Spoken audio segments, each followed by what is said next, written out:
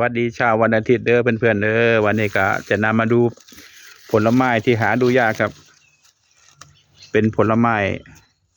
ในตำนานครับเนี่ยนี่คือลูกน้อยโหน่งครับ ลูกน้อยโหน่ง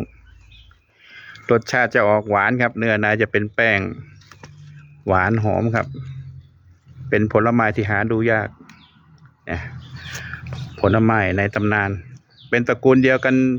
กับน้อยนาครับตระกูลเดียวกัน ใบก็ลักษณะคล้ายๆกัน แต่ใบจะยาวกว่าน้อยนาเนี่ยเขาเรียกน้อยนาหรือคนลาดบ้านผมเขาจะเรียกลูกน้อยลูกนิ้งโหน่งเนี่ยสมัยเป็นเด็กก็เคยกินครับอร่อยหากินยากด้วยนี่เด้อ